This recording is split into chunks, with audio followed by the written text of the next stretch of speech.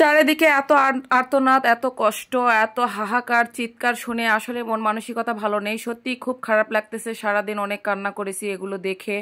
আসলে আমাদের তো করার কিছু নেই, আল্লাহর কাছে দুহাত তুলে ফরিয়াদ জানানো ছাড়া কোনো কিছু করার নেই। আল্লাহ আমাদেরকে মাফ করুক, গাজাবাসী ফিলিস্তিনবাসীদেরকে রক্ষা করুক। সো হ্যালো এভরিওয়ান, আসসালামু আলাইকুম। সবাই কেমন আছেন? আশা করি সবাই ভালো আছেন। আমিও আল্লাহর রহমতে ভালো আছি, আপনাদের দোয়ায়। তো আজকে একটু ছোট্ট রান্নার ভিডিও নিয়ে আপনাদের মাঝে উপস্থিত হইলাম। ভিডিওটা যদি ভালো লেগে থাকে অবশ্যই লাইক, কমেন্ট, শেয়ার করে পাশে থাকবেন।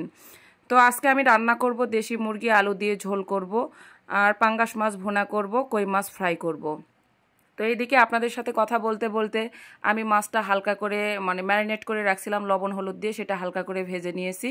ভেজে নিয়ে আর এইদিকে ভুনার জন্য আমি পেঁয়াজ দিয়ে দিছি। পেঁয়াজ লাল লাল করে ভেজে নিয়ে আমি পরিমাণ মতো লবণ, হলুদ, কোটামরিচ, ধনিয়া গুঁড়ো পরিমাণ মতো দিয়ে দিছি। দিয়ে মশলাটাকে সুন্দর করে কষিয়ে নিয়েছি যতক্ষণ না উপরে পানিটা তেলটা উঠে আসে আর কি, সরি।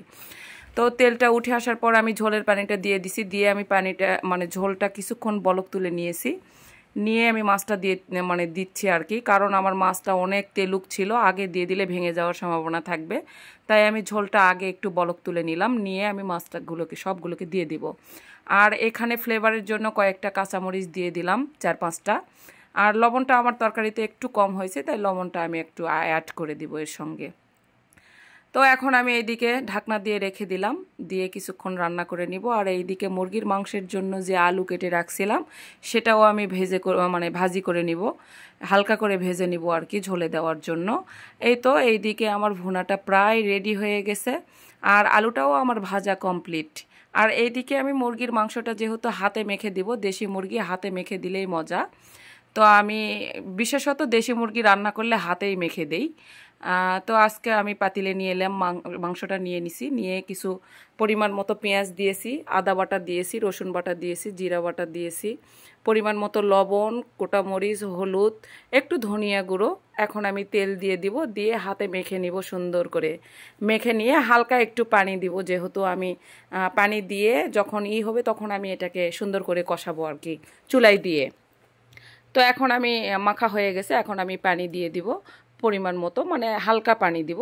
পানি তো অবশ্যই পেঁয়াজ থেকে বাড়াবে, মাংস থেকে বাড়াবে। তো হালকা পানি দিয়ে আমি সুন্দর করে ঢাকনা দিয়ে চুলাতে তুলে দিলাম।